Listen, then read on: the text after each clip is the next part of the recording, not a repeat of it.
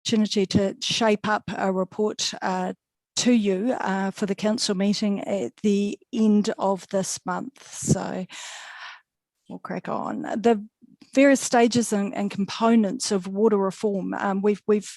I know that it's been an ongoing discussion, and we've endeavoured to share with you all of the information sort of as quickly as possible, but certainly it's been somewhat relentless, I guess, in terms of the information that's been shared by the DIA and LGNZ.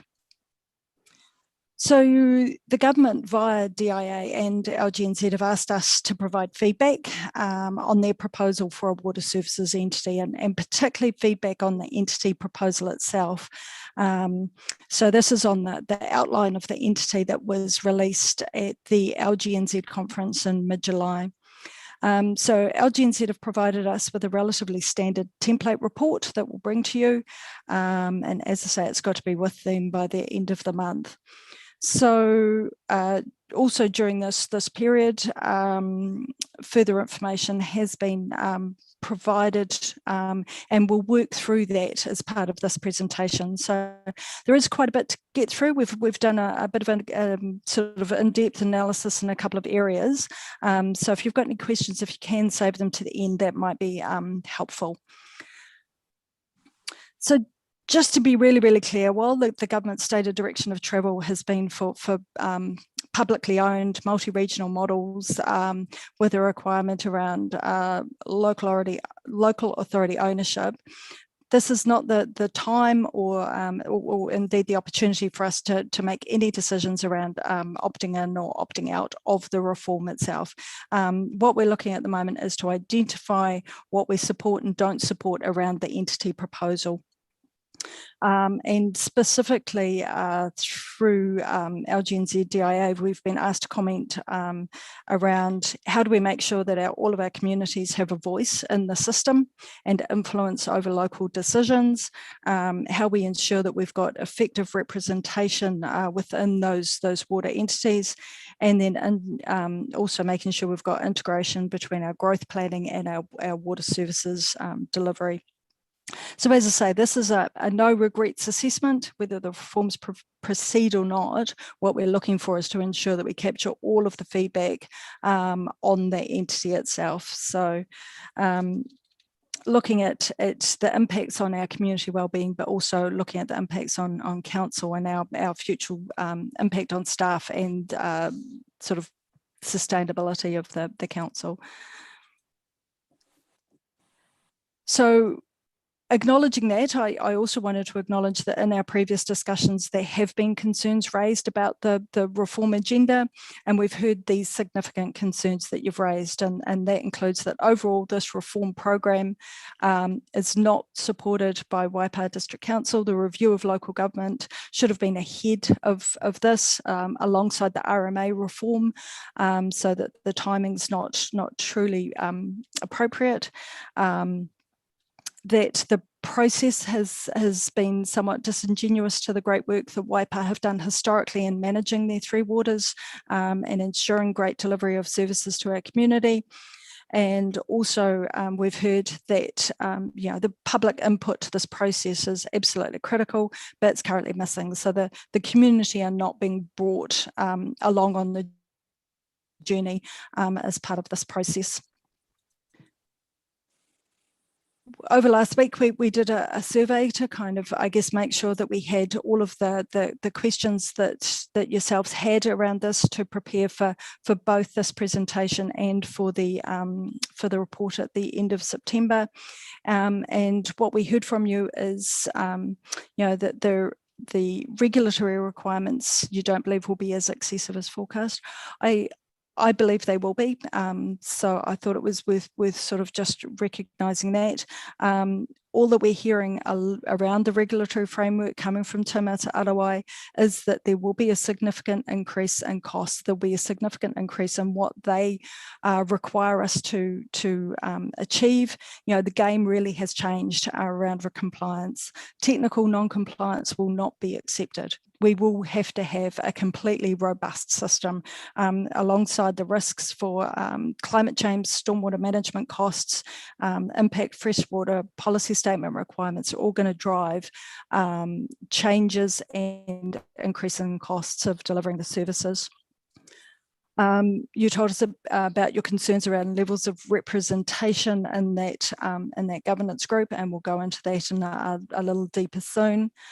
We heard that development contributions, that we've got a very robust model for development contributions, growth funding growth within Waipa, and that we're very concerned that they might not be continued on by an entity.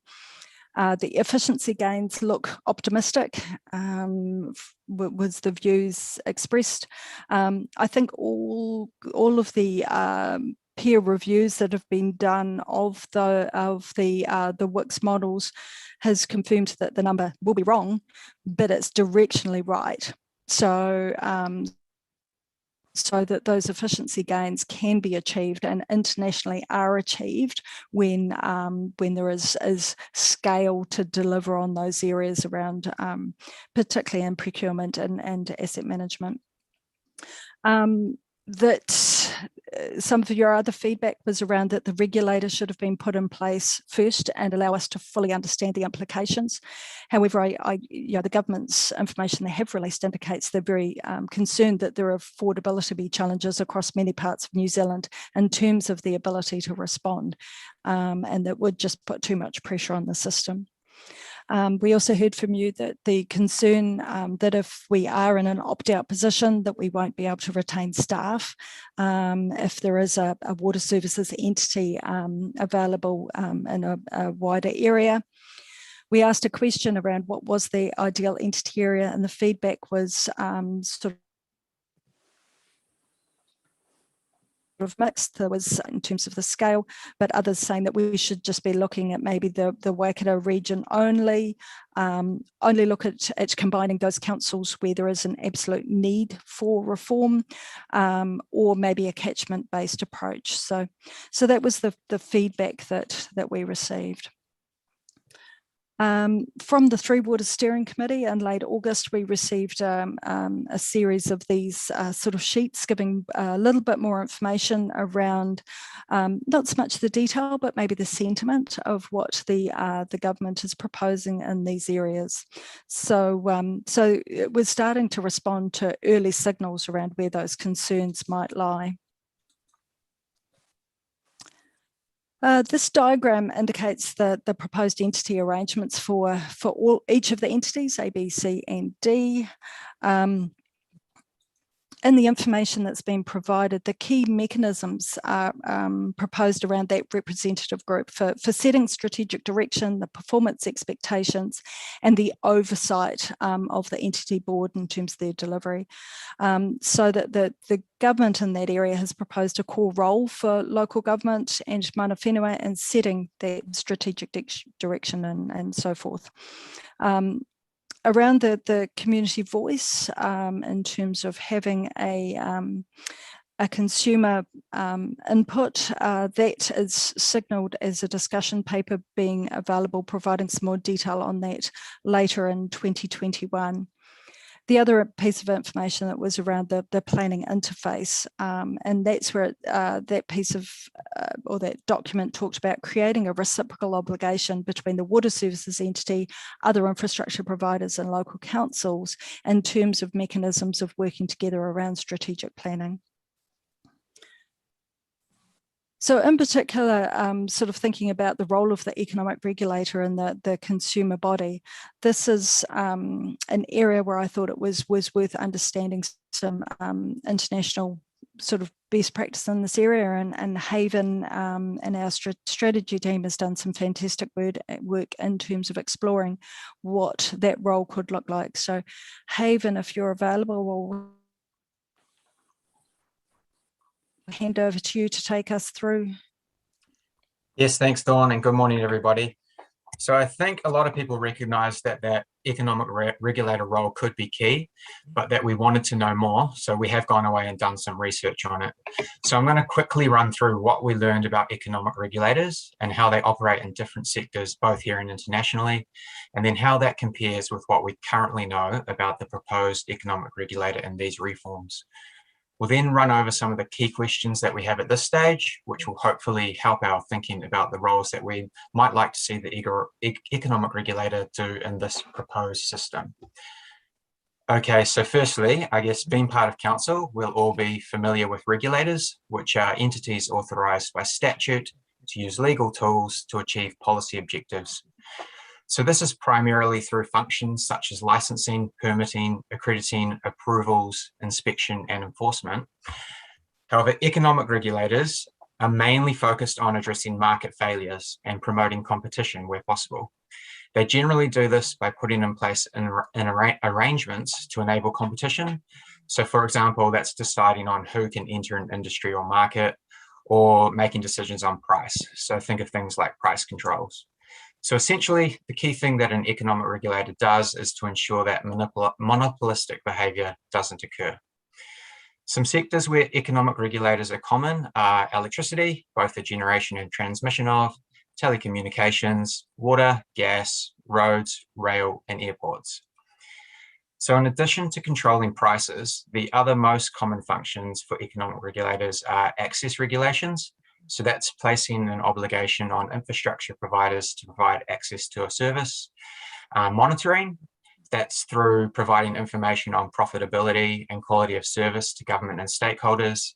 Another one is dispute resolution. So that's things like arbitrating and resolving disputes over prices and services provided. And then the last one is some economic regulators are also involved in setting standards. So an example of that might be setting quality for drinking water. Okay, so what do we know about the proposed economic regulator in the three water space? Well, we know that ministers have agreed that the three water sector will be subject to economic regulation, and the purpose of that is to ensure that there's a good quality of service for the consumer, and to drive efficiency gains and then protect against inefficiencies. So again, that's, I guess, thinking of setting prices. The legislation is also to ensure the right level of investment, to meet depreciation, and then to remove those opportunities for monopoly behaviour and excessive pricing. So really strong on that one. Okay, so I think, as was mentioned earlier in the presentation, there's going to be that paper that the Three Waters Steering Group is going to release later this year. And what we know is that the topics that's likely to be covered in that paper are the design of an appropriate dispute resolution process, the establishment of a consumer advocacy council, or the extension of an existing body to provide expert advocacy on behalf of consumers, options to protect consumers who are vulnerable due to their age, health, disability, or financial position, an ability for a regulator to mandate service quality codes, and the process for setting prices, including requirements for pricing transparency. So all of those things there that are outlined in what the ministers say will be in the legislation, and then in that paper, they all align exactly with the roles and functions that you might expect any standard economic regulator would play.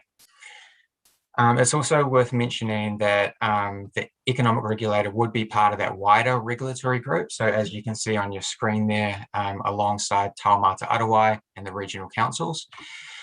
So from that, it seems the economic regulator would primarily be looking to ensure those positive economic outcomes, while those other regulatory bodies may be more responsible for some of the other wellbeing outcomes, the environmental, social, and cultural ones, although there's much overlap between all of those, those different areas. So one of the key things we want to know more about is how they're all going to work together and align their planning and their decision making. And I guess the other main question we have is, as I'm sure everyone else does, is how do we ensure that that local voice is heard? So to bring us back to the purpose of this workshop, which is identifying what we support and where further detail or information or explanation will be useful, here's some I'll just go through some starters for 10 for thinking about the economic regulator from a staff perspective. So as staff, we're generally supportive of the potential functions of an economic regulator as they've been described in the information that we have to date. That all those potential functions do seem to align well with the best practice. We think that expanding the scope of the economic regulator beyond pricing is probably useful. And we note that that's something that seems to be under consideration because it's going to be talked about in that discussion paper under that topic of the ability for a regulator to mandate service quality codes. So we think that's probably a good thing, as it might help ensure that multiple wellbeings are provided for and not just that financial economic wellbeing. However, we note that Taumata Arawai will be involved in service quality too. So any overlap between the different those different regulators will need to be worked through. And that's where we think aligned strategic planning between the various stakeholders in this system will be key.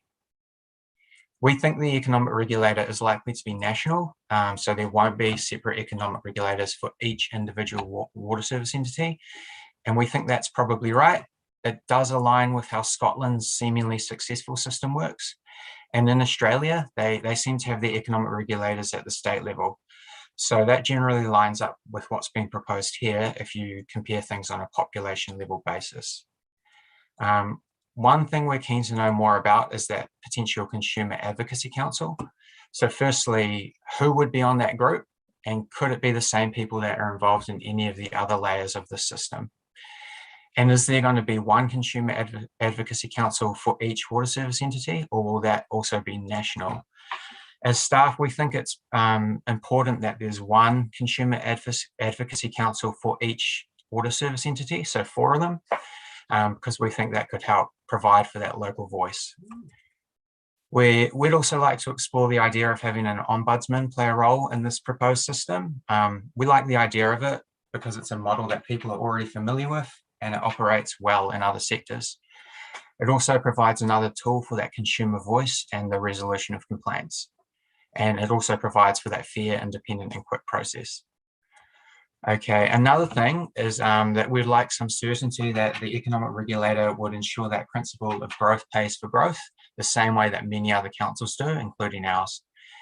And 2 more things here. We note that there's that statement of strategic and performance expectations to be drafted.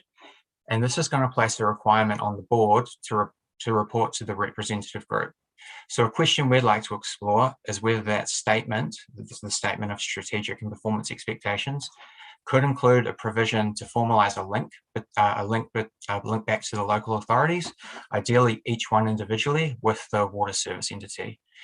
And that link could also require consideration of LGA plans, such as annual plans and long-term plans, and even non-statutory plans like a spatial plan. So yeah, that's it from me at this stage. Came back to you, Dawn. Excellent. Thanks, Haven.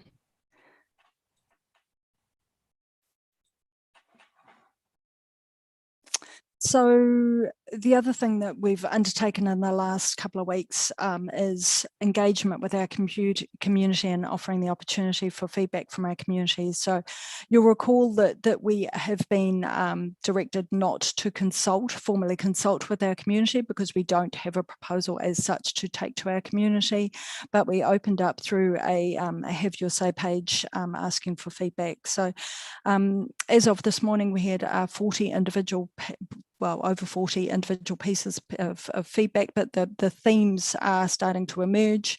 Certainly centralisation could allow, or the risk of privatisation, I guess, being there and saying that the bigger is not always better and it comes with some risk. The talk of much higher employment opportunities within the water services entity, the question being asked about where those people are come from. We've got a sector under pressure already. Big one is the risk of loss of local control and decisions over our water and wastewater and stormwater assets, and also questions around co-governance with iwi, and there seems to be I guess a lack of clarity in terms of that role of governance versus ownership emerging.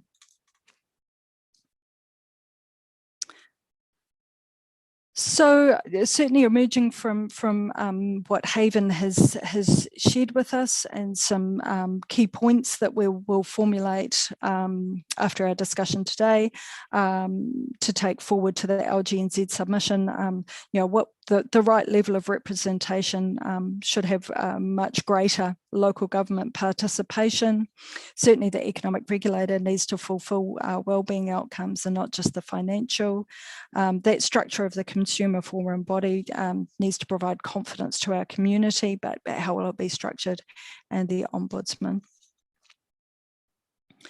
In our workshop with the Taituara team a few weeks ago, they raised a concept that really resonated, I thought, in terms of how do we make sure if a water services entity is established, how do we make sure it's part of the team Waipa, and how's that achieved? We're doing a lot of great work around developing up the Waipa community plan, to deliver on our vision of building connected communities, delivering on our outcomes to our community. But council is just one part of that. So other infrastructure providers need to be on board. And so any water services entity would have to play a critical role in that part. So how do we assure that they both have the capacity and the capability to be able to play their part? We also need to ensure that the right mechanisms within legislation are maintained for alignment with our statutory documents, and our long-term plan and our annual plan cycles to make sure that they're well connected. And how will the water services entity be alongside us in the development of those plans and in a meaningful way?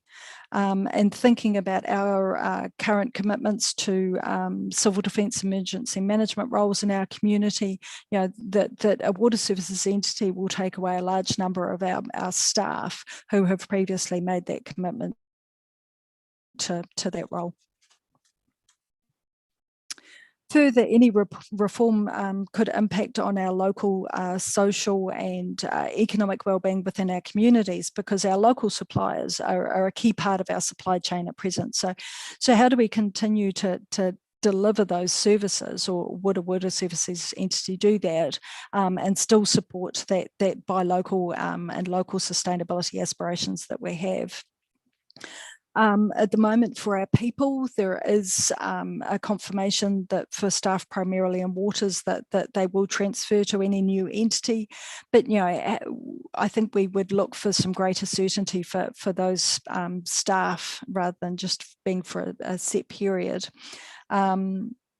Thinking about the levels of service, will that be in a customer charter? How is those commitments delivered to our community for certainty?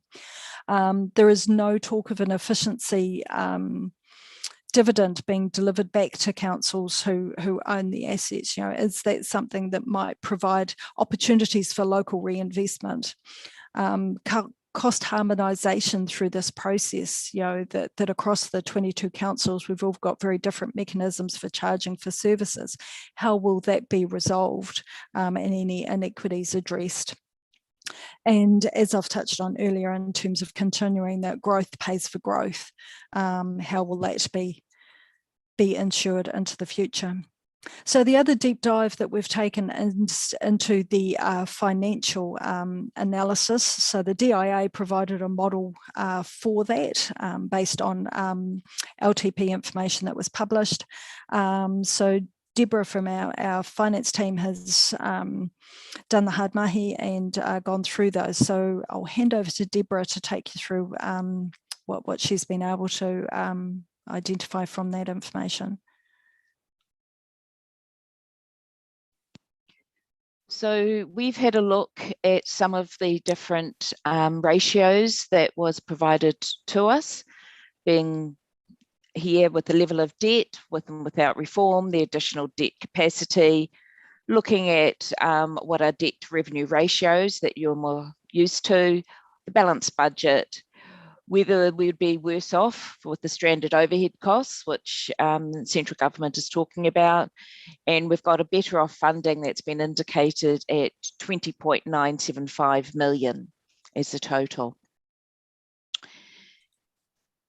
So with this graph, this is the graph that you're probably more used to seeing from the LTP. The solid blue line is our level of expected debt. The dashed blue line is our debt limit based on our ratio for the LTP, which was 250% of our total revenue. We've added to it our LGFA foundation covenant ratio, which is based on the 300%, and it moves down to 285% as we get out to year 10. Now, this gives you an indication of the area that we're able to use as in take out more debt if we require. And that's the difference between the thick blue line and the dashed line. Now, if we then remove our water, all the water costs and the water revenue, Dawn, can you put all three up at the same time? Thanks. There we go. We get a new level of debt that we're expected and new limits that we have. So on the 30th of June 24, we expect to have the debt removed from our system. I know the takeover is 1st of July, but 30th of June is easier based on all these values. And our level of debt is the LTP less the internal loans for water, wastewater and stormwater, and the development contribution loans for the three waters. And that drops our debt significantly. So that dark brown line at the bottom is what our new level of debt would be estimated with the reform going ahead. The dashed line in light brown is based on our 250% ratio limit. So we do have a good level of limits between what our debt is expected and what more debt we could take out. And the dotted line is our level of debt based on the LGFA covenant. What is easier to see is whether we will actually get additional debt capacity for the fact that we would go through the reform. The blue area is our headroom that we've already seen as per the LTP. And that's between our level of estimated debt and the debt limit based on the 250% ratio, 250% of revenue, I should say. So when we remove the water's debt, we get the brown area, or the top of the brown area. Now, the area between the brown and above the blue is the additional debt capacity that is available for other projects if we go with the reform based on the estimated values of our LTP. So the level of additional capacity starts at the 42 million in the year that we transfer, but within 2 years, our additional capacity is down to 6.6 million. And then we increase up to between 50 and 55 million in the last few years of the LTP. And by year 10, we're at the same position as if we were just had no debt, no reform occurring at all. So though we indicate, yes, we've got some additional debt capacity coming through from the reform, it is not consistent across all years.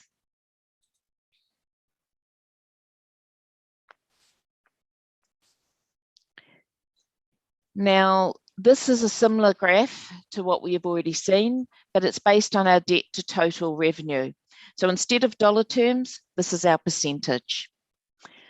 So with the reform occurring, we actually remove our debt, and that drops down our debt by year 10 to be zero external debt. And that's because all our other debt has been repaid. And we're still staying at a 250%, which is our dotted line. And I've shown the 300% down to 285 being the foundation covenant. So waters make up a large portion of our debt currently.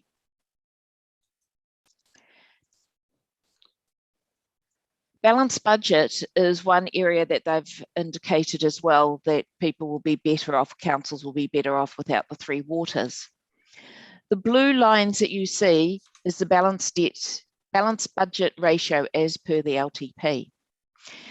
Now, the bars should be above the 100% line that you see, the black line. But as part of the LTP, the elected members made an informed decision to prudently make use of reserves to fund the operating costs instead of relying solely on rates. So therefore, we have 5 bars that fall below the 100% during the 10 years. That's the 21 year, the 24, 25, 26, and 27 years. Now, with the transfer of all the water assets, the water costs, revenue, and rates going to a new entity, we do have the red bars, which are basically slightly higher in all years, but it only makes an impact on 2 years for us, where it goes above the line and therefore we will be better off. And that's for June 2024 and June 2027.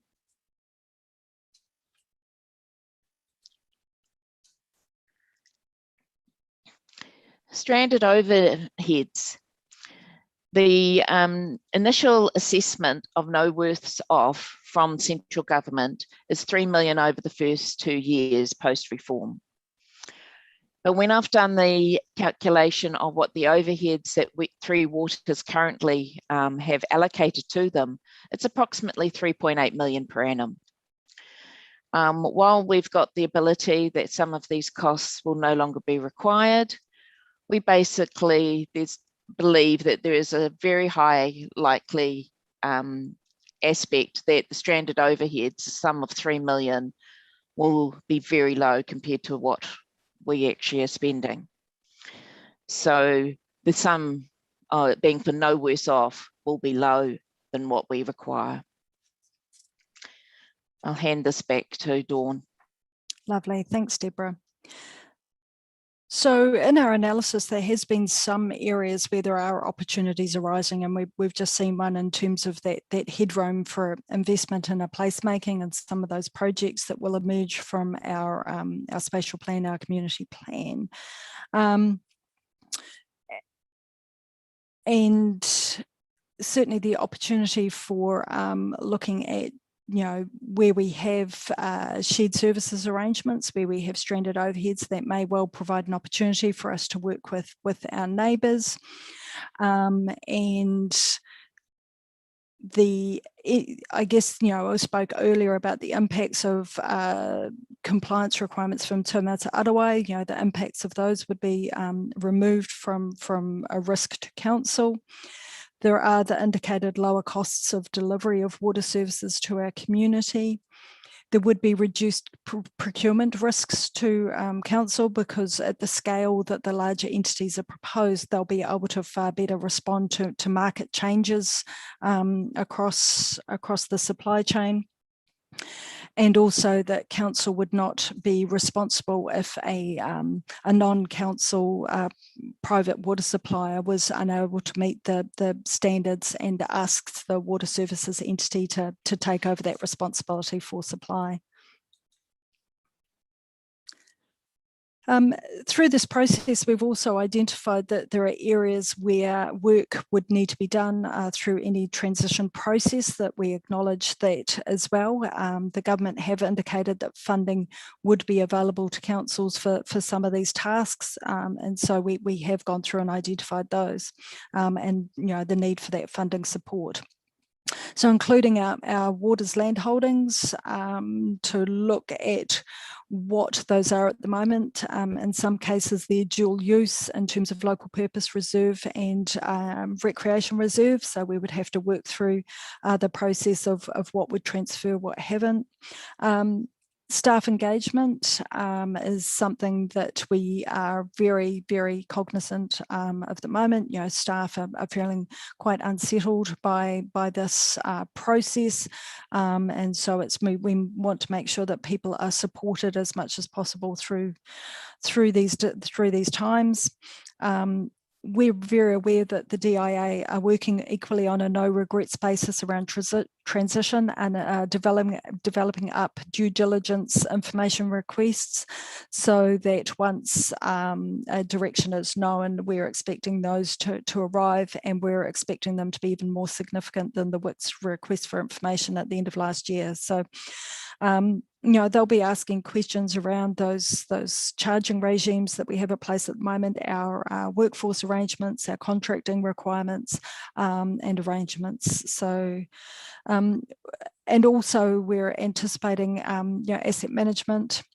As we spoke about earlier, asset management is probably a key area, utilisation of technology, where a lot of those efficiency gains are going to emerge from.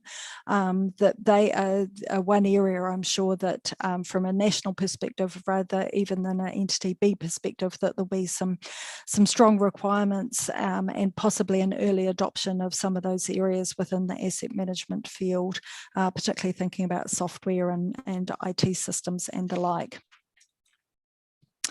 So last slide, thinking about next steps. So as I say, the 30th of September is the deadline for us providing feedback back to LGNZ. And beyond that, we're not quite sure what next steps are, but certainly most recently, the government was still indicating that in October they would make the next decision.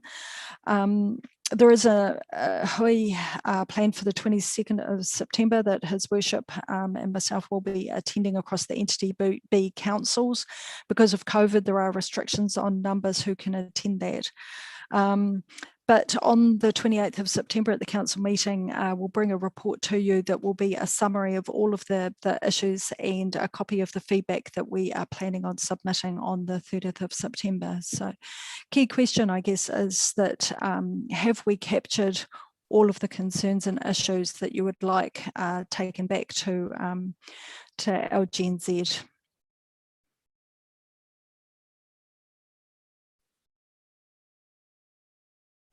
Thanks, Dawn.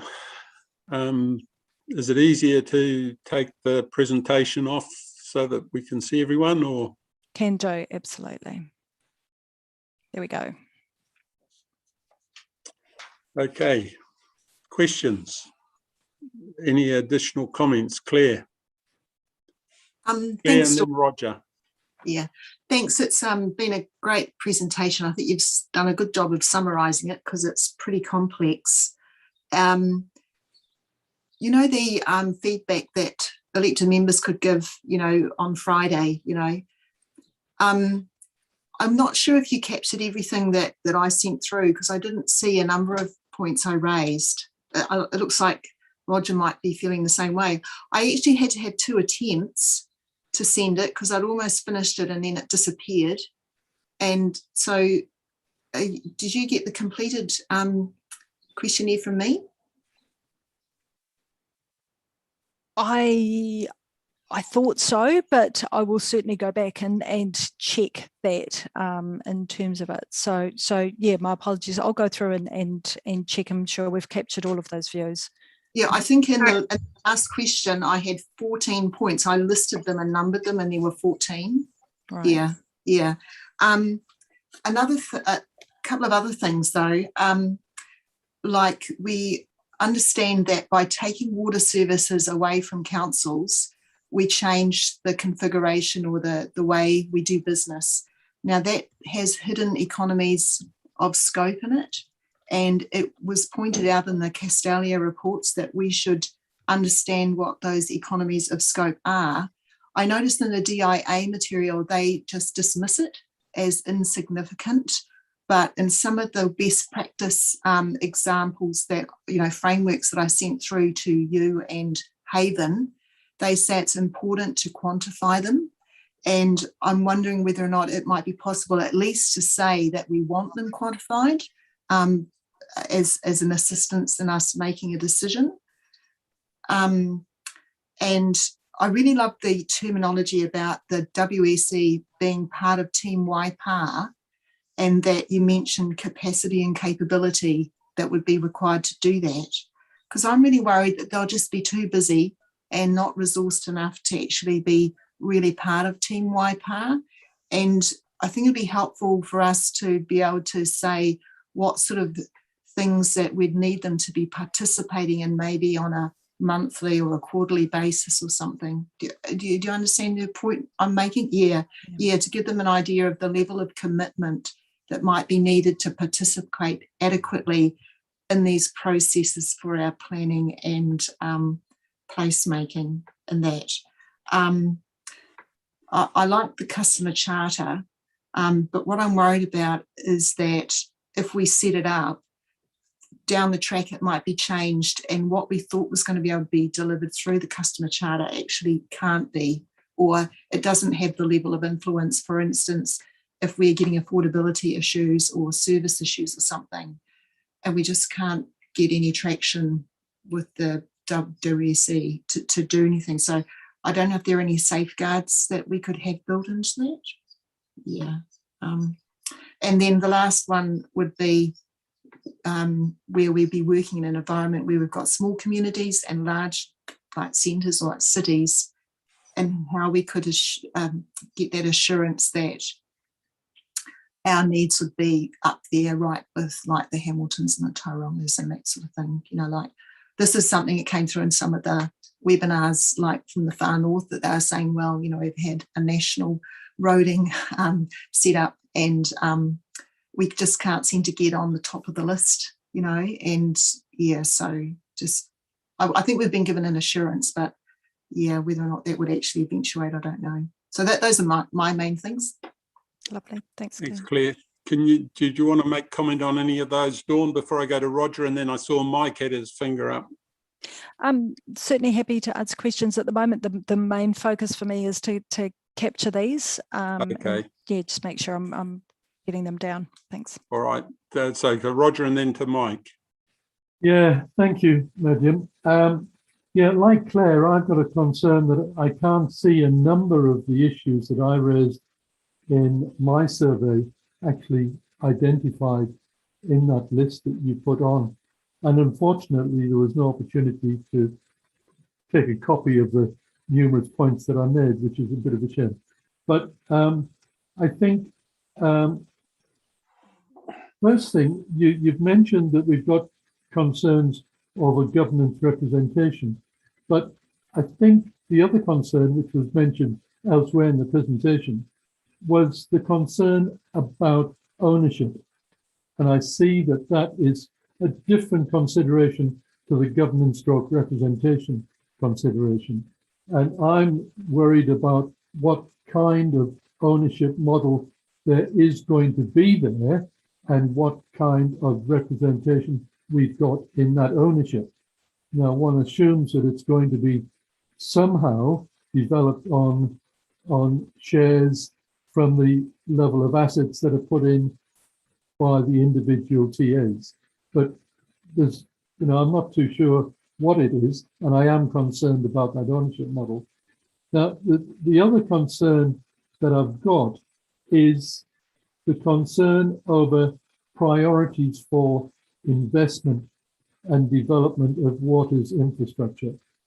Now, whatever that new entity is, there's a limit, there must be some form of limit to the funding and resources that are available. So they're going to have to, in some way, establish the priorities over the allocation of that resources.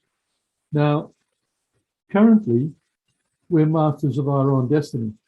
We can determine where we're going to put our resources that we can get through our balance sheet, and determine that they're going into, say, the future planning for Waipa.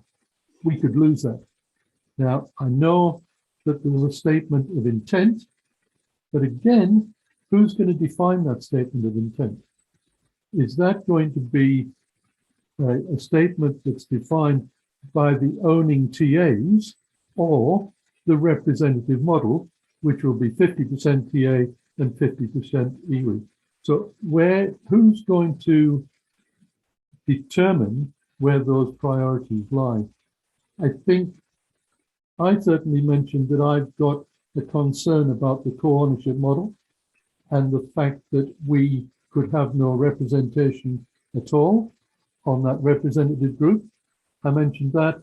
And then the lack of community consultation. I think that was a big concern that I actually mentioned. So there were 4 that I can remember that aren't really reflected in that slide, that page that you had on the elected members' concerns. So if you could perhaps allow the opportunity for other members to have their input as to what concerns perhaps theirs weren't mentioned. Can I just ask for a point of clarification? On the stranded overheads, you mentioned that the determination by Central was that we had 3 million over 2 years.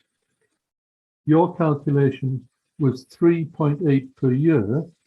So my interpretation of that is that over the 2 years, that's 7.6 million compared to the 3 million that's estimated. Am I correct in that interpretation? I might jump in there, Deborah, if that's okay. Certainly the 3.8 million is the cost that's allocated to the waters activity at the moment, but that covers things like use of depots and those sorts of costs, and that will actually go with the activity as well. So we haven't delved into that. It's just at the moment, on a fairly cursory sort of look, we're saying there's likely to be a gap. Oh, right. So the quantum of that gap is probably going to be less than that sum that we're saying, but we're saying that we do feel it's low. But to be fair, the period that we've had to do any analysis or to do that level of understanding is challenging. So it's been a fairly cursory view.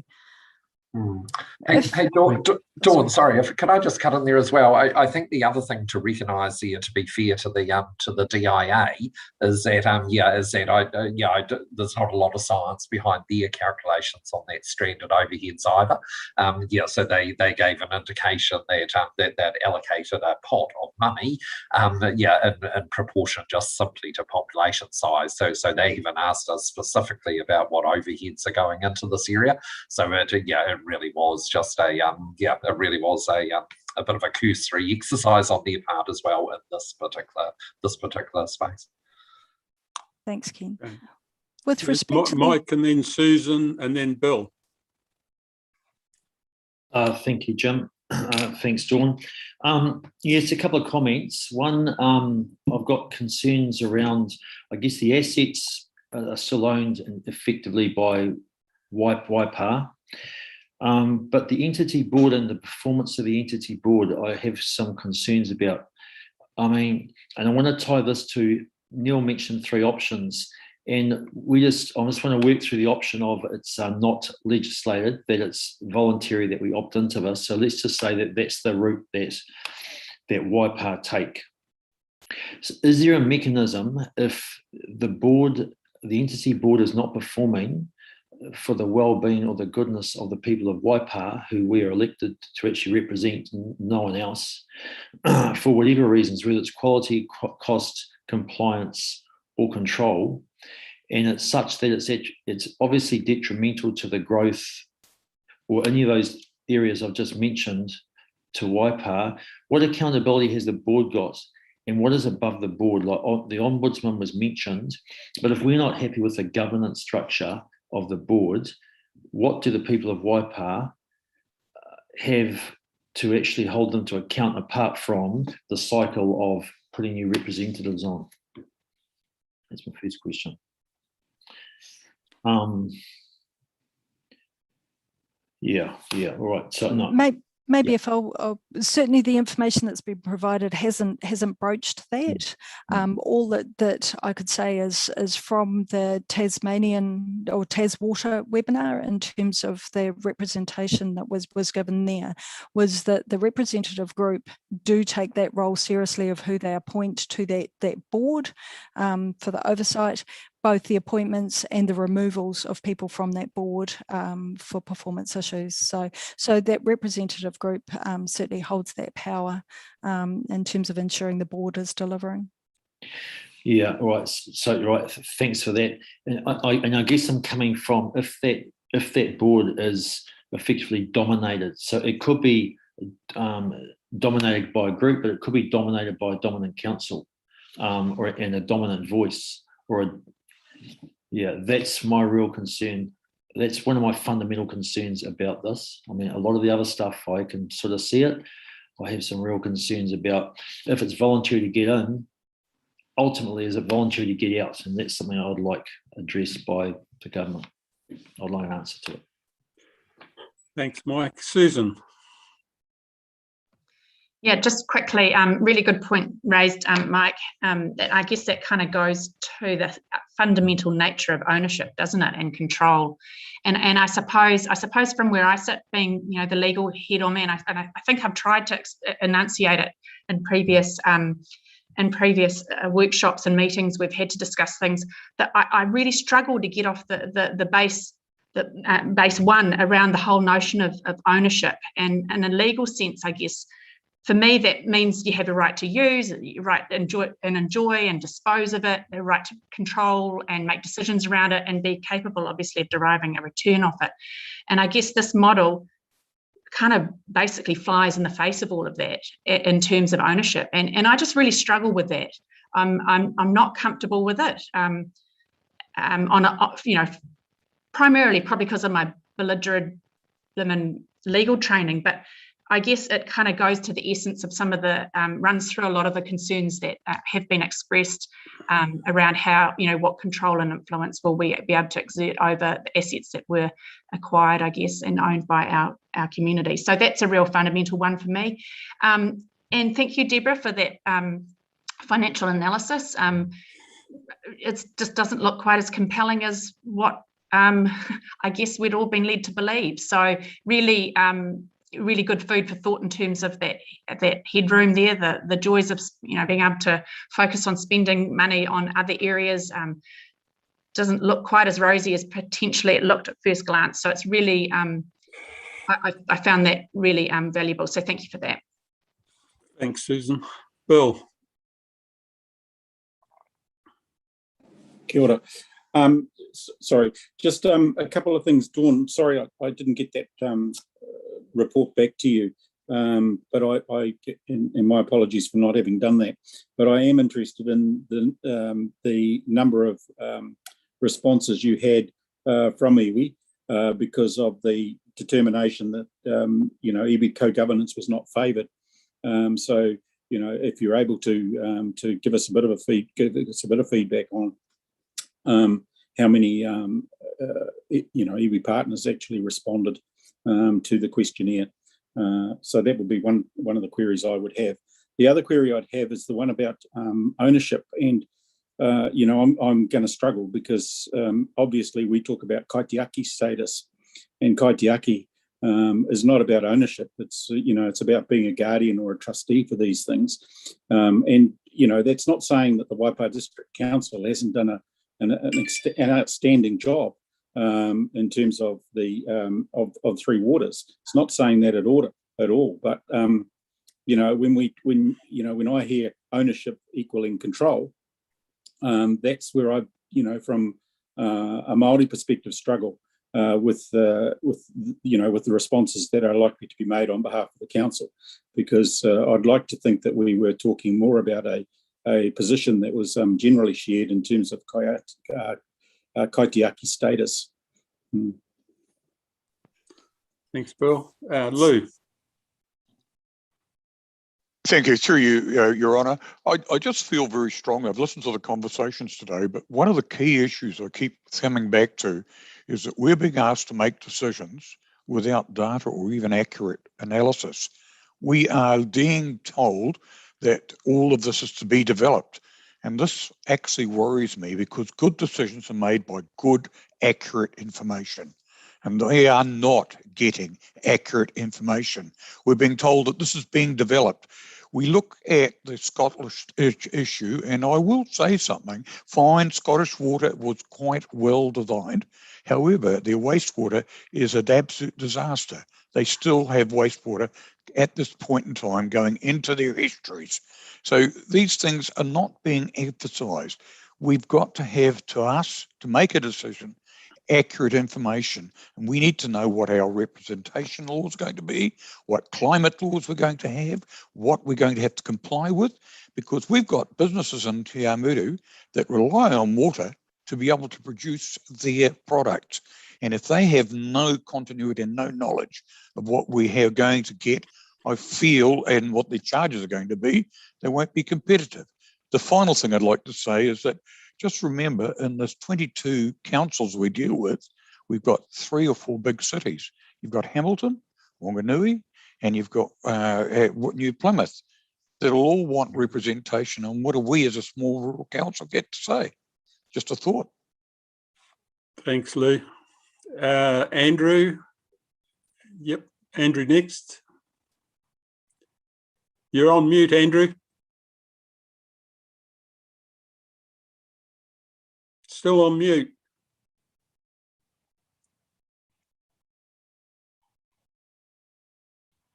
No.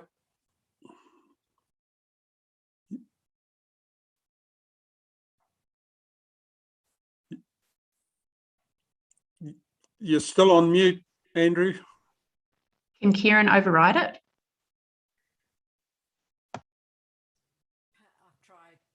I've tried, no luck, sorry. Stink. You better keep fiddling, Andrew, because you're still on mute. We'll let you in a minute. Was there anyone else that wanted to make a comment? Maybe, Your Worship, if I just reply to Bill with respect to the public feedback,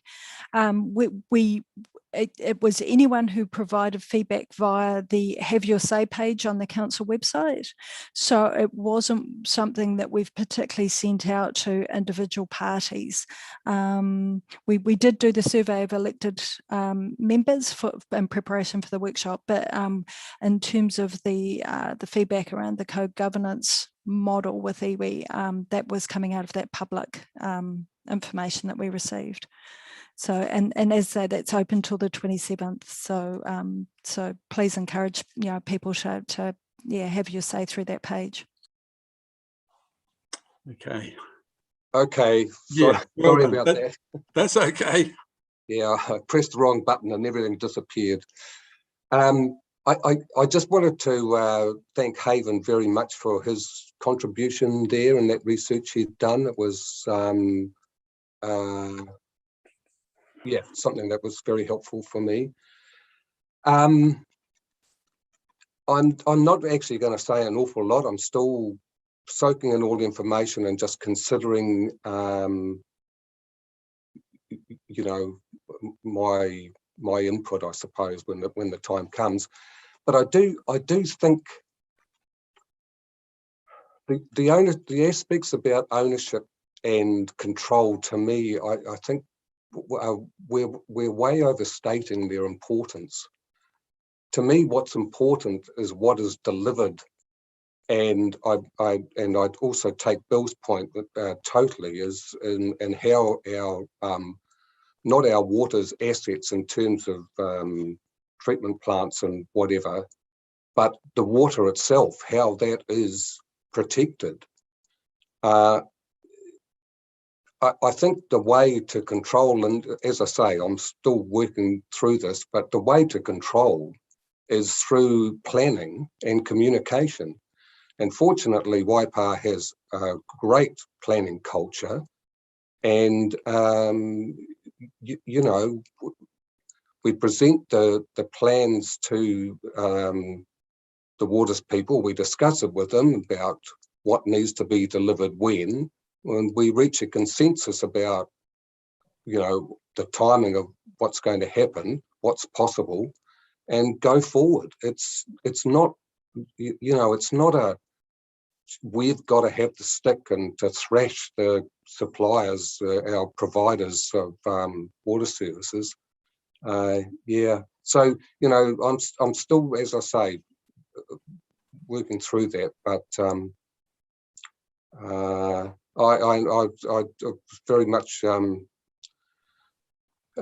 interested in our mayor from New Plymouth, whose name I've already forgotten, but Mr. Holdham, I think. Yeah. Neil. Neil, that's the one. Yeah, cheers. So there, that's all I have to say. Thanks. Mike. Yeah, so just thank you through his worship. What Andrew's just stated is the current state. And what he's also stated to me is there's no risk in the current state because the current state is working. So it might be better, but we're also potentially putting our whole business at risk because our planners and all the things you just mentioned understand how Waipa and the direction it wishes to go in, just like me and Neil did down in was it New Plymouth? No, Palmerston North. About developing New Plymouth, developing to the north, etc. He knows that because he's got local knowledge. His team knows that, his community know that, they accept that because that is the direction they wish to head in. So all that's current state. Anything new, whether you like it or not, is a risk. It's just, to me, it's factual, it's a risk. It might work out really well, it might work out okay, but it might not work out so great. So when we're trucking along so well, I'm asking, why would we put our fundamental business at risk? Thanks, Mike. Andrew? You're off, Eric. Oh, yep. Just a quick response to that. I mean, you're saying there's a risk in going forward with new proposal, but and look, I take Lou's point that the data we're working with is not, I was going to say not accurate. I don't think that's correct, but like we're projecting into the future, the DIA, so clearly it's not going to be the exact numbers they come up with, but we've been told very clearly, and this is by people who know what they're doing, engineers, water engineers, not politicians, who are saying that the risk of staying as we are is simple. It is that, yeah, we can provide to the standards required, but it's going to cost our ratepayers more, and a lot more. And, you know, that's, to me, that is the risk that we're taking if we stay as we are. Thanks, Andrew. Lou? Quickly to answer that, the data that I was really worried about is that why have we not got some indication of the water requirements or the levels that we need to have? They're not giving us that, and we need to know that because we don't know what we have to comply with. This is all kept in the dark, and I feel that until we have this sort of information, how can we make an informed decision? Thanks, Lou. Anyone else quickly? Look, I think from my perspective, I think you probably know where I'm sitting in, and it's in the, I suppose, the overall direction of the country, and I'm a firm believer in localism, with local decisions being made for local people. And I just see this as just another step to centralisation, really, and bureaucratic control. And I suppose in terms of when you look at the problem that we're trying to resolve, and that's obviously improving water, drinking water standards and the environment. But the solution from the DIA seems to be just keep the local government model going, but just make it bigger. And we're wrapping everybody up in entity B into one organisation covering 22 councils, but there's no change in their focus. They're still just delivering water and sewerage and stormwater. Excuse me.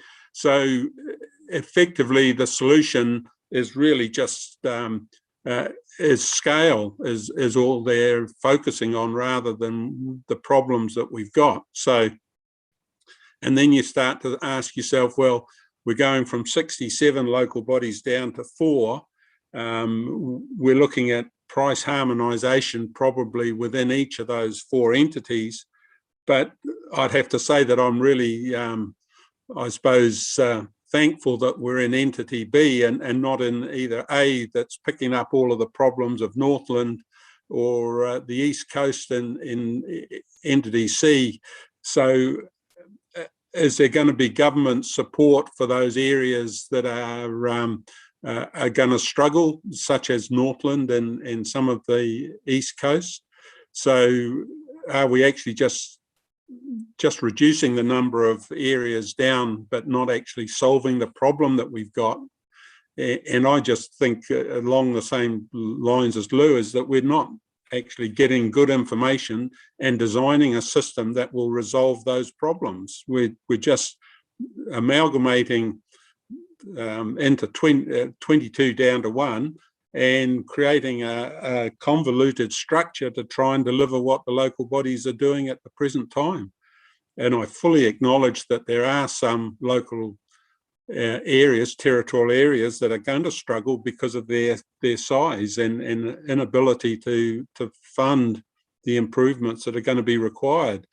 But the solution of just amalgamation isn't necessarily the only option. And in the past, government subsidies and grants have certainly filled that gap. So I'm still really just struggling with the principles of centralisation versus the democratic rights of local bodies or local areas to determine their own destinies, and acknowledging that there might be some savings in scale. It doesn't actually acknowledge what the costs of getting those savings are to the local communities. So yeah, it's the general principles that really I struggle with. So it's just my comment for what it's worth. Claire. Yeah, thanks, Jim. Yeah, just a few, a response to that. Like, I understand that procurement is going to be one of the big savings, you know, like being able to finance on a large scale and then getting, I presume, large scale contractors to do the procurement. And that's based on the Scottish outcomes. But, you know, it was mentioned in the Costalia reports that can't assume that we will be able to access those larger scale savings, from a procurement point of view. And I think it was also touched on in the Farriersware report too, that should be looked at closely. And what I did mention at a workshop is be good to get a New Zealand example where you've got a large scale procurement operation that has delivered the scale of savings that we're supposed to be able to achieve in the waters area. And you'd think that perhaps NZTA might be an example, or even Watercare themselves. And was it possible to sort of reduce those unit costs to get the level of savings that are being sort of put forward, by this analysis? Yeah, I mean, that is a big gap, I guess, not because we seem to be relying on the Scottish model, but you'd think that there'd be some examples here in New Zealand that we could use to give us some assurance. Maybe if I can respond to that one, I certainly know Watercare are deriving a lot of efficiencies from their much larger scale procurement. Recently delivered a plant in a record time in terms of water treatment plant, and for a cost that was significantly less than expected. So it's probably emerging, but I think there are some really great efficiencies being achieved from that, very smart procurement people. The supply chain really benefits from a certainty of long-term work. And so that scale was something that brings as well. So then it's a matter of balancing sort of that local suppliers and the big players to make sure that you've got long-term sustainability in the market. But I think opportunities for efficiencies in procurement space are absolutely real.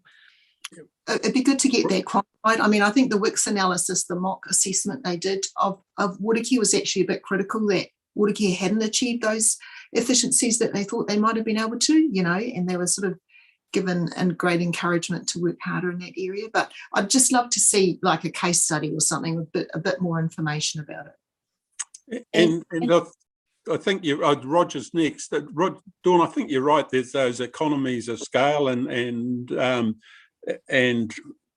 channels of work, and you can get those savings.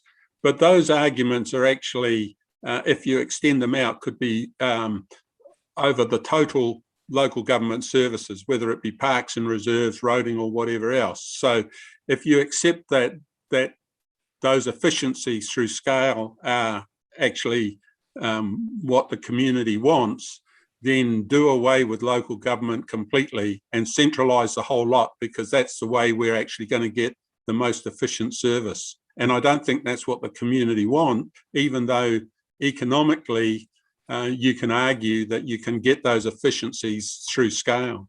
Roger. Yeah, and just on the purchasing aspect, the loss of that generation of work into our local community is a probable loss that's going to happen when you get a centralised or a regionalised model. And just going on to the feedback, Dawn, is it possible that even if you retain a certain amount of confidentiality, that you give us a copy of our fellow elected members' feedback, just so that we can get a good picture of that?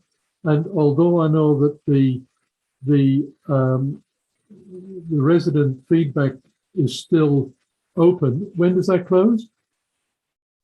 We've extended the date to the 27th, so that's the day before the council meeting. So for the report, we'll summarise, but yeah, at the meeting itself, we can bring any of those items that are received right up to the 27th. I'm wondering if just prior to that report to council, as we on the LTP, we get a copy of all submissions.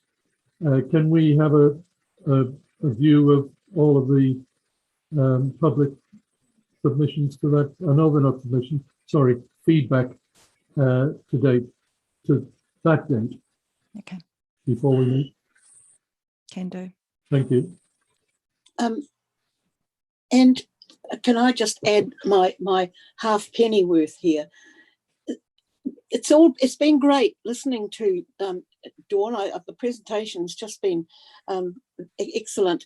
But my question would be, if you're going to ask Watercare for some feedback, of course you'll get it all at this high level professionalism and it'll be great. But what have the people of Auckland actually had to say?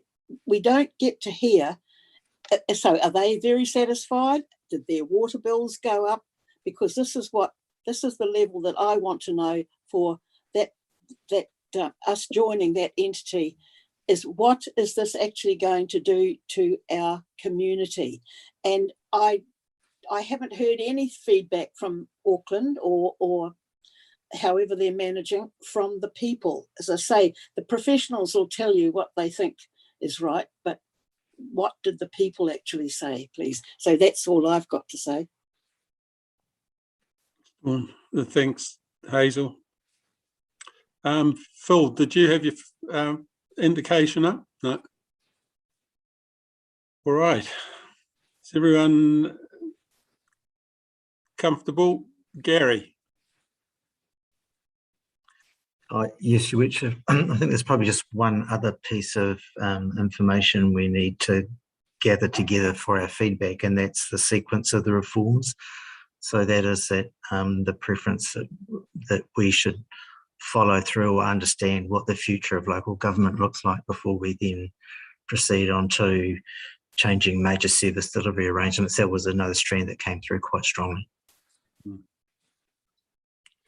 Yeah. Claire.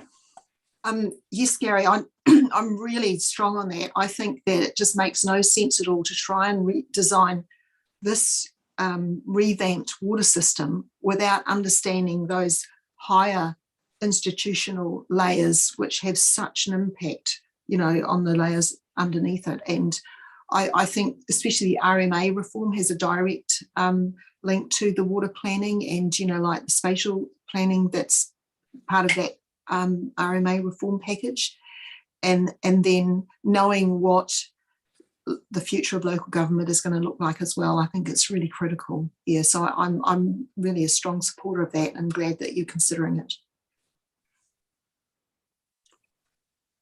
Okay. All right. Well, if there's no further comments, Dawn, have you got enough to go on with there?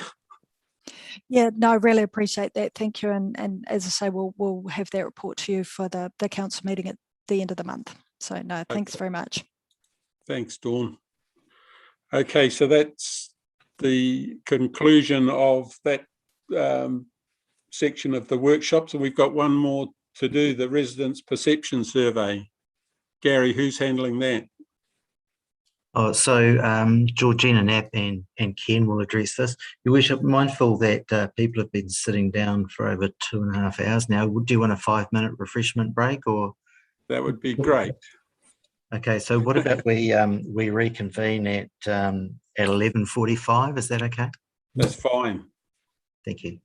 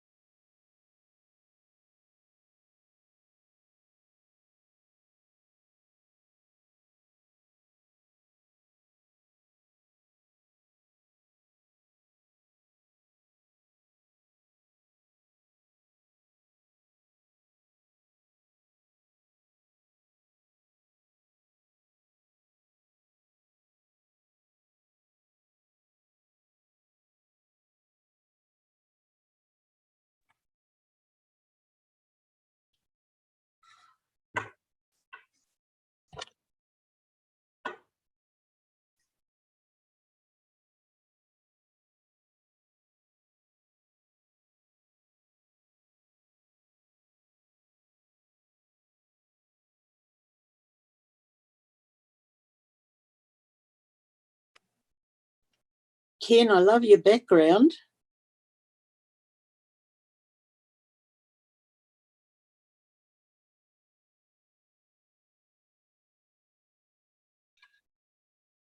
Yeah. Oh, thank you, Hazel. It's just a shot on Mystery Creek Road, I believe, about 6 months ago on just going into sunset.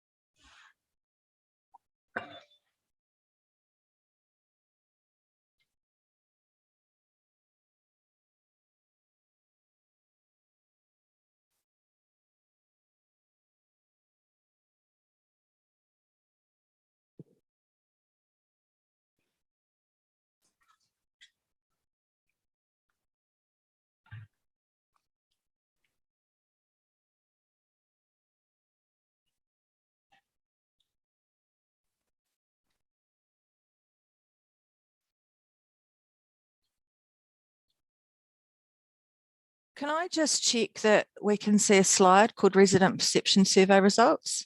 Yep, you can see it, George. Awesome, thank you.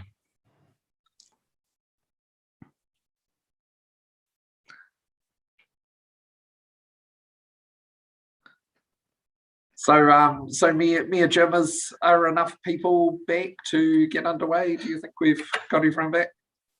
I can only see 4 on the side, seeing the panels come back up, but I would assume that they're back. Ken, I can't see any. Yeah. When I flick along the line, it looks like there's quite a few faces there. So Yeah, cool. Hey, so look, this is so I guess what this is an annual survey that we do. Usually it coincides really nicely with the annual report. In fact, the results of the survey are always reported in the annual report. But as councillors are aware, our annual report has been delayed this year just to audit's ability to actually come and do the audit. They haven't been able to commit the resource. So this time round, we're actually running a little bit ahead of the annual report. But look, you've seen the survey results. They've been circulated in the last week or two. What this is about is George just basically working us through some of the high points. And I guess some of the concerns that at face value come out of those survey results. So without further ado, hand over to George just to take you through a few slides. Cool, thanks, Ken. And just to say, Hannah is also here and is available to answer questions at the end too. So as Ken said, you've obviously received the survey results. But I've just got 5 or 6 slides that I want to go through just to pick out some key points and messages. So if we could just keep questions to the end after I've done that would be great. So as Ken said, I think this is the 5th year that we've done this format of the survey, and it focuses not just on services and facilities, but it looks a lot at reputation, which includes things like leadership and trust and decision making, etc.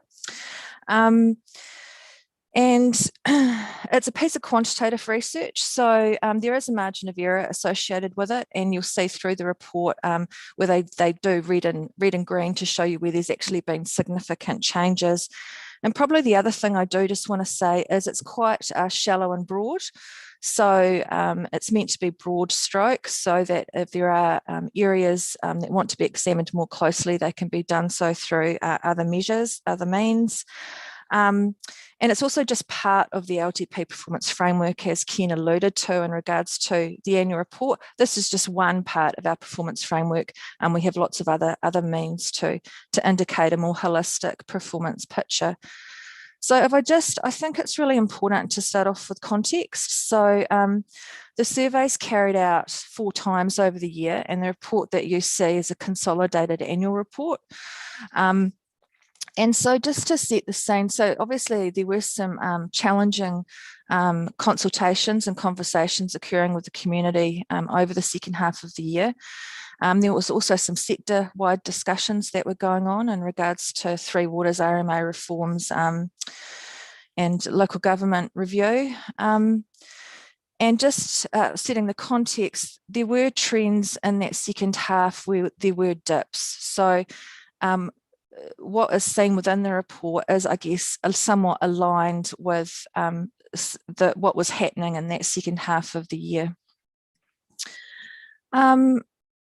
Just in regards to just pulling out some key findings to refer to, in the context that I've just outlined, it really is still a positive result.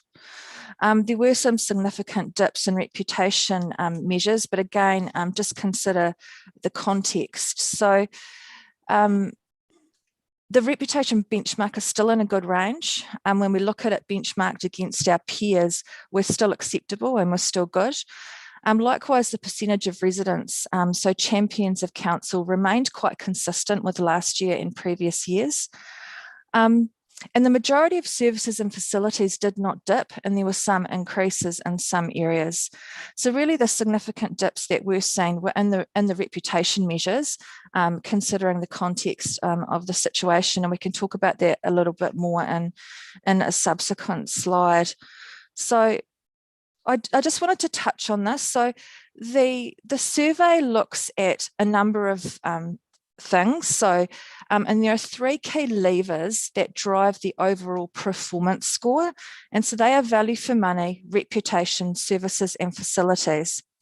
And so where I've got those red circle on that slides, that indicates how much influence those results have on the overall performance. So if I was to pull, for example, the reputation lever, it would significantly impact overall performance. If I pulled the services and facilities lever, it would have less impact on overall performance. So this becomes important to understand, I guess, in the presentation that councillors and the leadership team can use the information for, and it points us in certain directions. In regards to that reputation, it's 55%. So that is the one that is influencing the overall performance the most. And that's including three key things. It's around leadership, trust, and perceptions of financial management. Value for money has previously always been the highest lever, if you get what I mean. But it's still very important, but it seems to have dropped, and the reputation lever seems to have increased. And just looking at our peers, so you've received a benchmark report, that is consistently being seen across the benchmark councils as well. So those dips in the reputation side of council. The benchmark report that you received include 11 district, 4 city and 1 regional councils, and they're councils that use the same research provider and have the same methodology, therefore we can compare the results. And I guess you can take comfort that other councils are experiencing similar challenges. So there are similar impacts on reputation profiles within that benchmark report. And Waipa can take comfort in the fact that they're sitting in the middle of the pack. So we're not overly high, but we're certainly not low either amongst our peers. If you have a look at that engagement and consultation benchmark, probably against our peers has been impacted the most. And again, we refer back to the context at the time in terms of the challenging conversations that were happening with the community. And actually, when you look at that benchmark report, we're perceived somewhat higher in some areas than those benchmark peers, for example, across some of the water supply and roading infrastructure measures. So that, I think, gives a level of comfort as well in terms of heading in the right direction. And just before we get on to a discussion and questions around the results, I just wanted to say what they're actually used for. So They're used to inform decisions and communication, and I guess these results do validate to some extent the work programs and planned levels of service in the LTP. They don't indicate that that program of work is not heading in the right direction. The other thing that we use the results for is monitoring the impact on community outcomes and levels of service of the work programs within the LTP. So this survey is a really important part of the LTP performance framework. And it also provides areas where Hannah's team can look to focus on, so around the strong communication engagement plans for high-risk projects.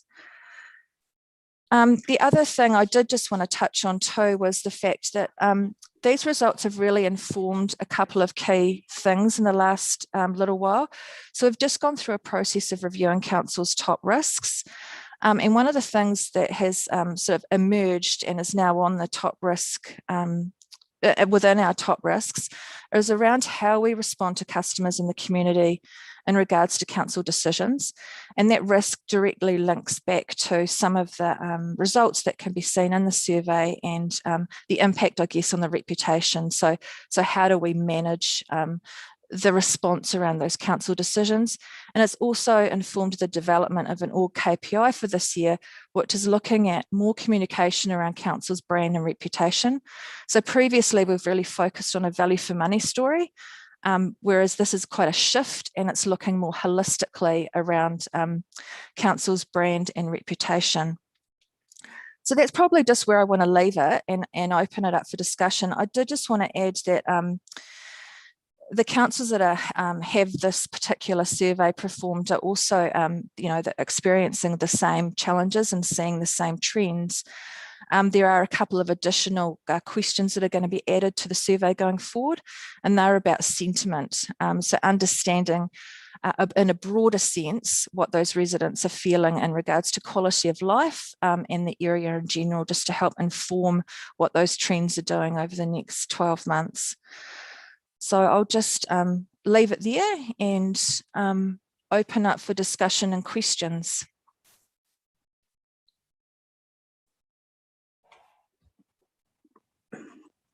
Okay, any questions or comments? Roger. Yeah, thanks, Jim. Georgina, incredibly interesting survey, this. And I've noted all of your points about the comparative and benchmarking with other authorities that are using a similar survey.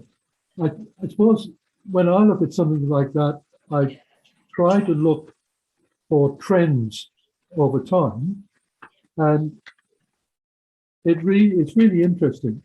And I'm not saying this out of criticism, but of reality. There's about 50 monitors within the survey, and you've used the time series, and the time series is 2009, 2019, 2020, 2021. So basically a 3-year. And I've actually looked at the percentage movement from that 2009 year to the current year. Now, to me, out of those 50 monitors, 3 went up, 1 there was no change, and 46 went down. And of those, the average was a 20% drop. Now, that doesn't indicate that there's something more at play there. There's another factor, because our district is so varied and so diverse, so many different people taking advantage of different services, that there's got to be an overall influence, which has actually meant that that monitor, on average, and over all of those 50 monitors, actually has reduced by such a large figure. Is this because of the COVID environment that we're in? I mean, as elected members, we've possibly not been able to get out amongst the community as much as we could. The community haven't been able to take advantages of our services and facilities as much.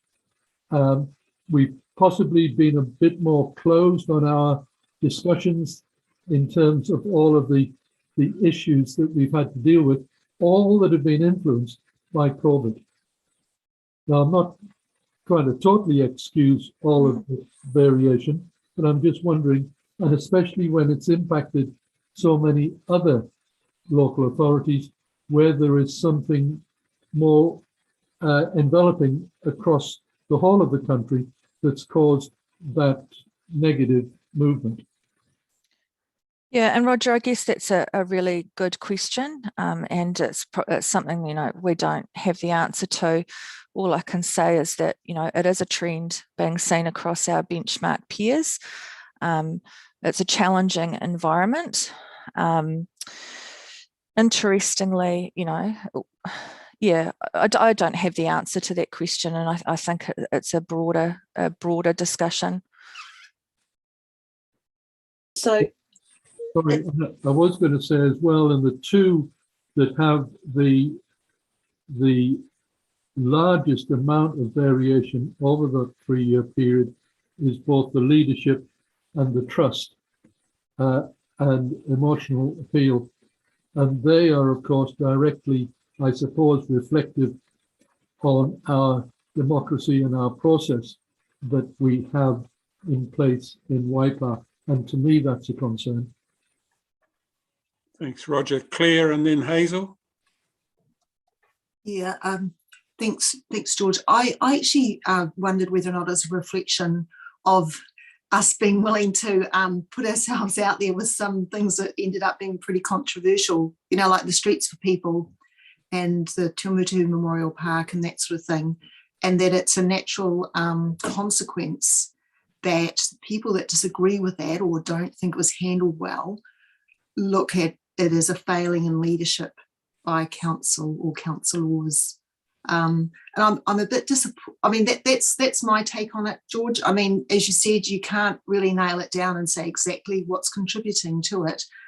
But unfortunately, I mean, I feel that I'm pleased we did those things because, you know, that Streets for People thing, we need to be doing something in that space.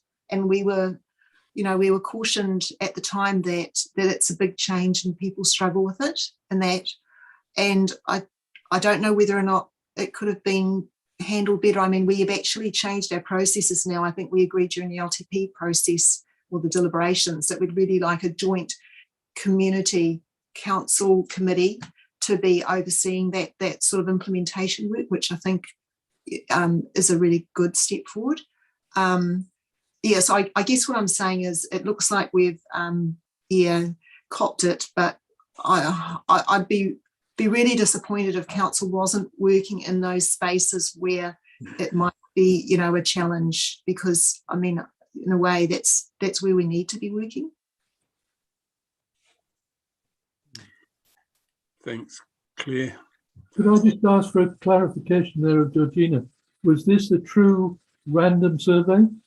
So it wasn't an open consultation where those with grumbles automatically put in a comment. It was random, and hence the people that participated could be a wide variety of opinions. So the participants are randomly selected off the electoral roll. It's as objective and as best practice as we can make it. Hazel, did you have some comments that you wanted to make? Yes, I did, Jim, and I worked my way right through that report, and I've written down a whole lot of things, and I can't actually find the page that I put it on now. But anyway, very quickly, I sometimes wonder when people contact me, and COVID had nothing, that just gave people more time to actually think about the way things are, and that we were at home. Of course we were, and we answered our phone and talked it through. Then what happened is that to take their problem to some kind of an answer meant some cooperation between the councillor and the staff. And that didn't always, that it hadn't happened between the community person and the staff. In fact, it seemed to be a little bit of a discussion that wasn't taken seriously. And I think I think that that's been a bit of a criticism. I also asked, does the community know who exactly the councillors are? And what it is that you're actually prepared to do, and what kind of a reputation do you actually carry with them? And that's where I agree with Claire's comments and other councillors, where perhaps we don't spend enough time out there in our community listening to what it is that they're saying. And that's where I'm very glad that our community board, that we can take them out with us. And if they're at that low level of consultation, that they need something done, that they can actually get it done. So I just, you know, what frustrates me, and I put myself in the shoes of the community, it now takes so long to get the telephone answered when you phone into council. You can wait anything up to 10 to 20 minutes to actually get an answer, and that's on the days when they're probably very busy. But the point is that you can't get through. You either give up, and this is what they tell me. And one day I did try it, and then to actually get the reply back. Now I suppose my question there comes from the length of time that it gets for our staff to actually take on board what it is that the community want to talk to them about. And they're usually organisations, and you know, once upon a time we had a rule that our staff were to come back to the person who was making the comment within 2 days. Now I hear so many stories of where they don't get a response back. And I'm kind of, so you could say, well, those probably only come from the few that happens with, and I accept that. But the fact that it happens at all, and also coming from the community of kihi, I have to say that lifting who they were up to a level of Te Awamutu and Cambridge has taken a heck of a lot of doing, and they still feel, generally the kihi people just sort of feel that we were a left out community, and that was actually demonstrated very clearly by the Kihi Urban Development Plan being left off and the only one missing out of the long-term plan. And now we've got to wait to get some kind of input into that long-term plan. It'll be very interesting to see that when that plan is put to council, exactly what they're going to do about it, given that a lot of the funding is now allocated, and he can see that they're going to have to wait for a hell of a long time before any funding comes available to do what they want to do. And I think what I'm trying to express is that sometimes we have to look at the way that we approach things, that we actually have the willingness to do things. And I actually sometimes get a little bit worried about the fact that some people are instantly labelled as troublemakers, or that, oh goodness, that person's so hard to deal with. Well, of course they are, because they're going to be adamant about trying to get their problem solved. And so these are I wonder if the random people that they got on the phone actually were some of those people, and they had a very good reason to say what they said. I suppose that's my social work approach to wanting to go a little bit deeper into what it is that people are saying. But my big question is of course, does the community, have they actually met their representative on council? Is there enough being done out there in the public for the councillors to understand what it is that the public are asking for? When I was reading through that report, I thought, yeah, I can see it. So I hope I'm making sense, but that's how I see it. Thanks, Jim. Thanks, Hazel. Did anyone want to comment on Hazel's comments? Gary, did you have any comment, particularly in time frames for response? I haven't experienced the same thing that Hazel has at all. I don't know whether there is the delay in getting through on the phones that you're talking about, Hazel. I've just never experienced that. I've always had very prompt response. So, look, I'm just not sure whether that's been a glitch for you or for the people you're talking to, but that wouldn't appear to me to be a standard operating problem. But Gary, have you got some comment on that? Nothing to add, Your Worship, other than that we do monitor very closely the customer request module. The biggest percentage by far of the questions that come into council are answered at the point that they come in, and that's with the customer support teams. I, in my role, hear from probably the people who are most disenfranchised, but generally speaking, the service levels are really, really good. I think we've, as a council, got a lot to be proud of in terms of the way in which we handle customer requests and queries generally. But happy to hear from any of your clients, Hazel, and I'd be happy to have a chat with them individually if you can point me to them.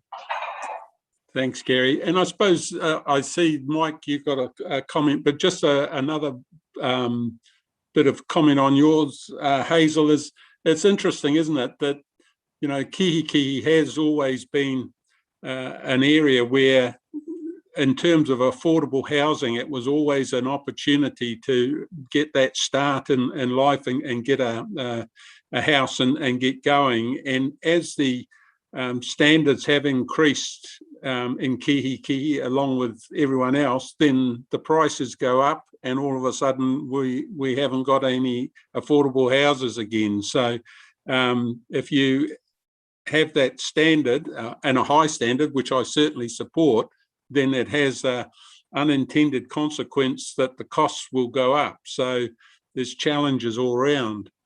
Mike, you were wanting to say something. Yeah, thank you, Jim.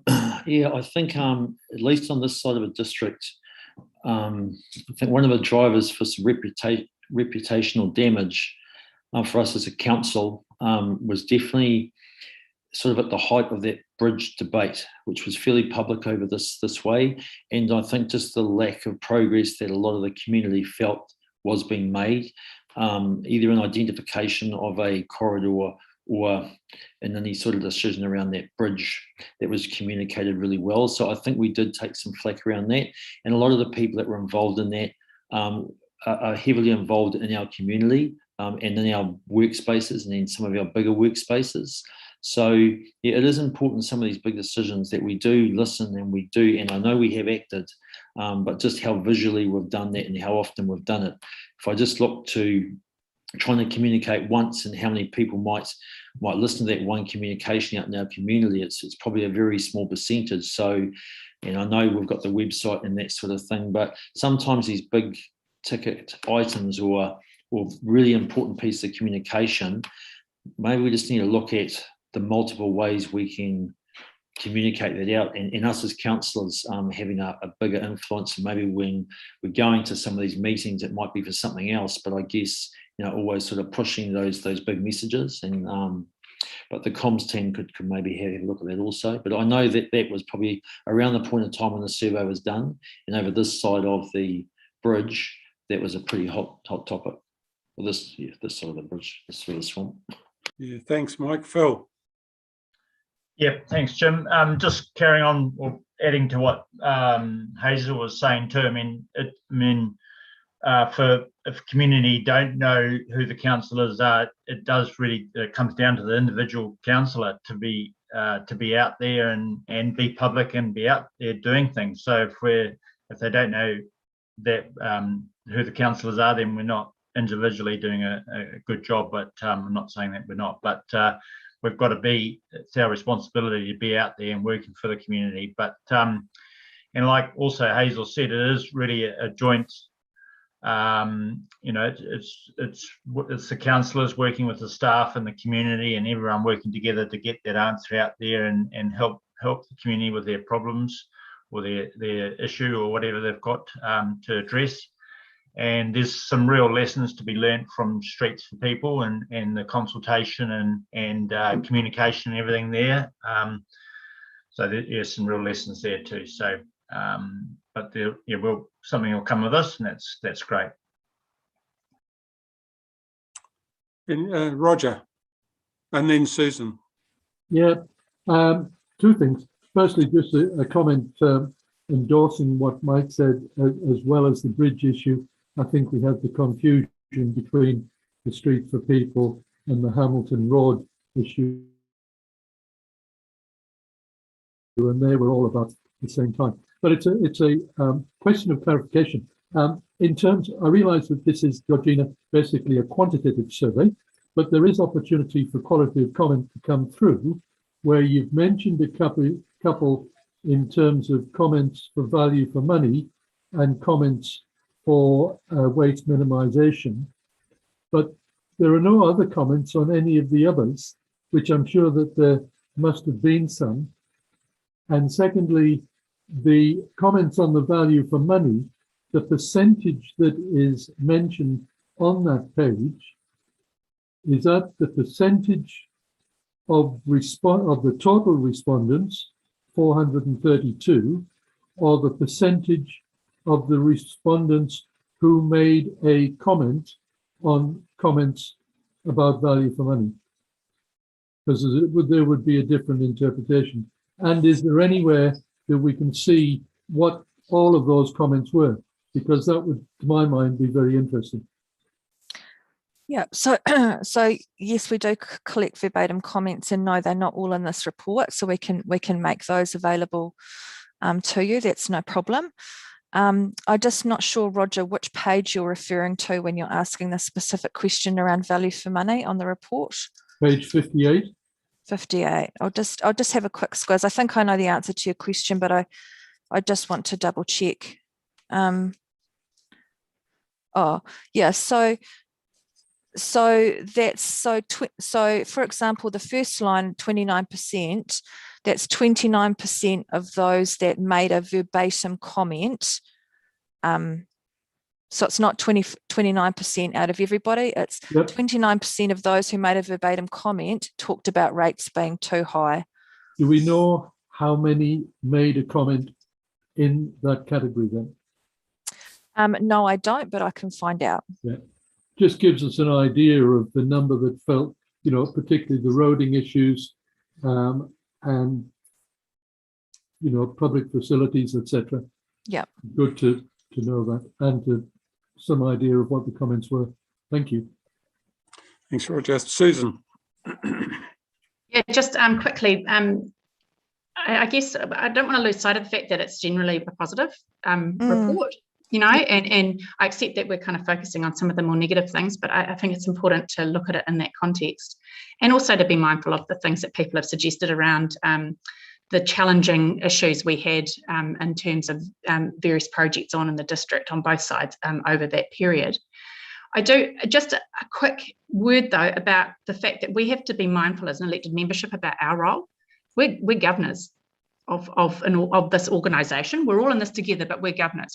Our role isn't to go and get a pothole fixed from round the corner or anything like that. We have to be really mindful of what the role we have to play in this organisation. So I don't think there's anything surprising here personally, and I think we can't lose sight of the fact that it's generally been a really positive report and what has been a reasonably challenging 12 months. So well done, team.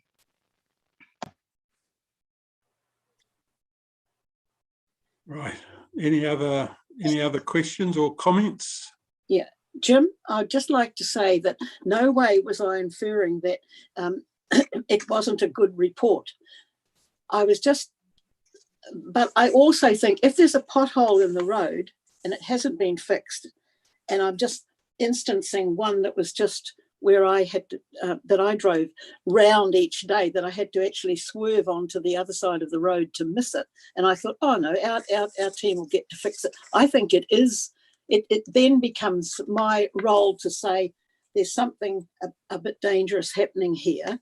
I don't lift myself above the service to the community, and that's the way I see it, is that we're actually elected here by our community, to perform a service for them, and that's what we should do. And not all of our community see us as